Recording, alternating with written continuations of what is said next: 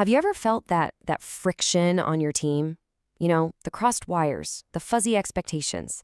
If that sounds familiar, you are in exactly the right place. We are about to walk through a super simple blueprint for achieving absolute role clarity.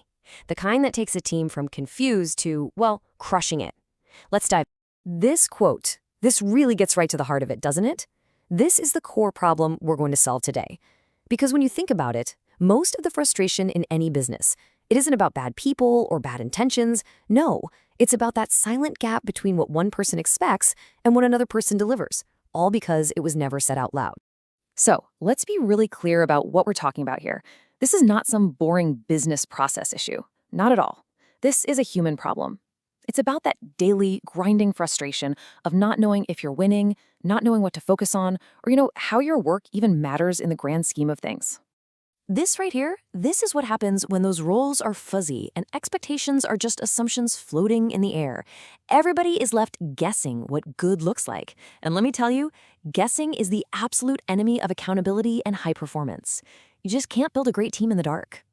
Okay, so enough about the problem. The good news is there is a powerful antidote to all this chaos. Our goal here is to put a system in place that creates total, undeniable clarity. We're going to give you a framework that can codify any role in your business, leaving absolutely zero room for guesswork. And what's really cool about this whole approach is how simple it is at its core. We can take this big, messy, frustrating problem of role confusion and boil it all down to answering just 3 powerful, straightforward questions. Suddenly, the solution feels totally within reach. So let's start with the first, and honestly, probably the most important question of all. Because before we can get into tasks or metrics or anything else, we have to go a level deeper. We've got to define a role's fundamental why. What is its core reason for even existing? So here it is. This is the big one. I want you to ask this for every single seat on your team. What is this role really for? Getting this right is the foundation for everything, and I mean everything that comes next. We're going to break it down into 2 key parts. First, you have to define the single most important outcome for that role. Forget the long job description for a minute. If the person in this seat could only accomplish one thing over the next year to be considered a massive success, what would that one thing be? So for a salesperson, maybe it's generate $1 million in new business. For a marketer, bring in 10,000 qualified leads. It has to be that specific. Now, to make that number 1 goal happen, we define what we call their daily obsessions. Now, these aren't tasks on a checklist. They're more like mindsets. They're the 1 to 3 things they have to care about every single day.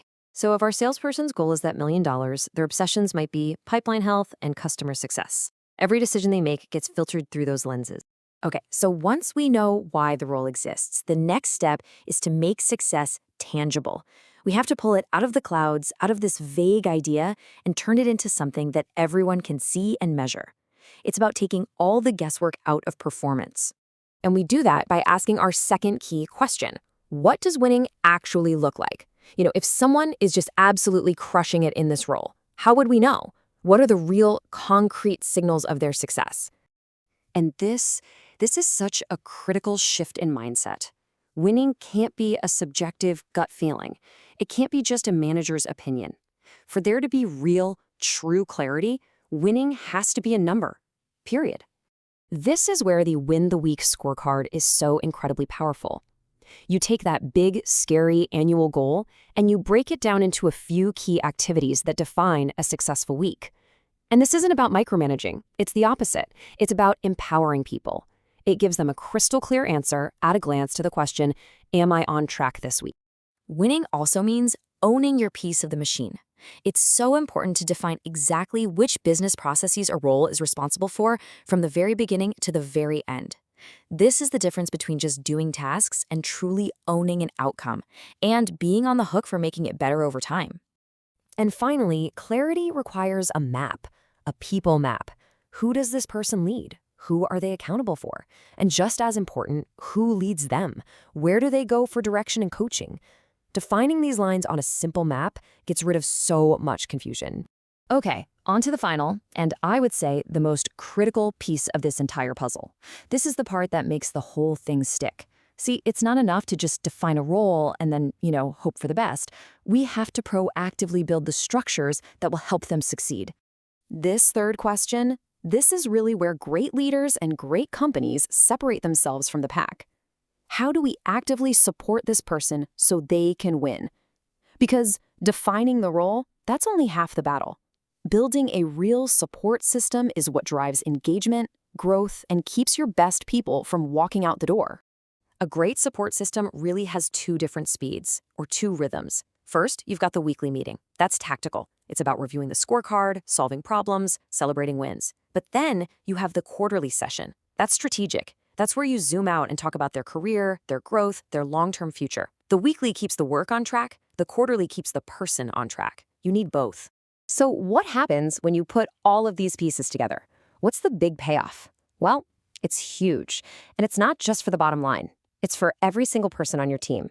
When you do this work, this is what you get. You get a complete ecosystem of clarity, a clear definition of the role, a simple scorecard, a people map, a list of owned processes, and a built-in coaching rhythm. No more guessing, no more assumptions, just a clear, practical, and supportive way to get great work done. And this, right here, this is the end goal. Just imagine being able to say this with 100% confidence about every single role in your business. This is what it feels like when you finally replace that unhappiness of uncommunicated expectations with a real power of absolute clarity. So I'll leave you with this final question to think about. As you're processing all of this, think about your own team. Where's the most friction? Where's the most confusion? Which role in your business needs this kind of clarity first?